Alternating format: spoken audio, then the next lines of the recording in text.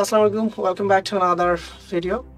তো আজকের এই ভিডিওতে আমি একটা খুব ইন্টারেস্টিং ব্যাপার আপনাদের সাথে শেয়ার করবো। সেটা হচ্ছে, আচ্ছা, আপনাকে যদি কোয়েশ্চেন করা হয় যে হি, তারপর হচ্ছে শি, এগুলো কোন পার্টস অফ স্পিচ, আপনি আনডাউটলি বলবেন এগুলো হচ্ছে প্রোনাউন, তাই না?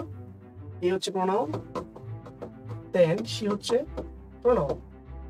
এখন আমি যদি বলি যে ইজ মাই সিস্টার, তো এখানে যখন বলবো শি কোন পার্টস অফ স্পিচ, ডেফিনেটলি আপনি কি বলবেন? শি হচ্ছে প্রোনাউন।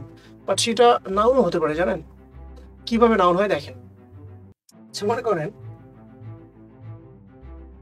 আমার ফ্রেন্ড একটা বিড়াল কিনেছে। হ্যাঁ, আমার ফ্রেন্ড একটা বিড়াল কিনেছে। তো আমি এখন তাকে বলতেছি you have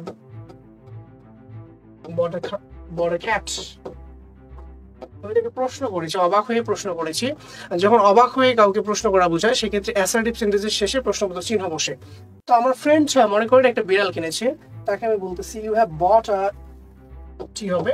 you have bought a cat. তুমি কি একটা বিড়াল কিনেছো? দেন আমি যদি প্রশ্ন করি এই যে বিড়ালটা, যে বিড়ালটা কিনেছে, এখন আমি যদি বলি যে বিড়ালটা তুমি কিনেছো, এটা কি ছেলে নাকি মেয়ে? এক্ষেত্রে আমি একটা প্রশ্ন করে বলতে পারি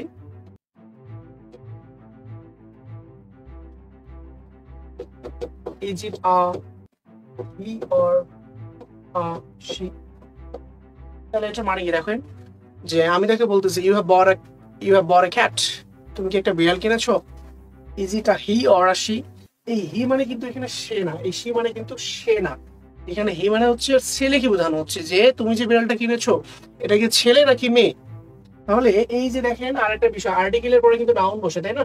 তাহলে আর্টিকেলের পরে যেহেতু নাউন বসে, এখানে হি কিন্তু আর প্রোনাউন হবে না, এই হিটা হবে নাউন। এই হি বলতে ছেলে, যে you have bought a cat, তুমি একটা বিড়াল কিনেছো। Is it a he or a she, মানে এটা হচ্ছে হি মানে কি ছেলে, অর অথবা আ শি নাকি মেয়ে। তাহলে এই শি বলতে কিন্তু সে না, এই শি বলতে আসলে মেয়েকে বোঝানো হচ্ছে, মানে স্ত্রীলিঙ্গ বোঝানো হচ্ছে। মানে এখানেও দেখেন সেম আর্টিকেলের পরে কি বসে? নাউন বসে। তার মানে এই হিটা হচ্ছে নাউন, এই শিটা হচ্ছে নাউন। আর্টিকেলের পর নাউন বসে, তার মানে হি এবং শি দুইটা ওয়ার্ডে আর্টিকেলের পরে বসছে। দ্যাটস ওয়াই হি এবং শি হচ্ছে এখানে নাউন। Thank you.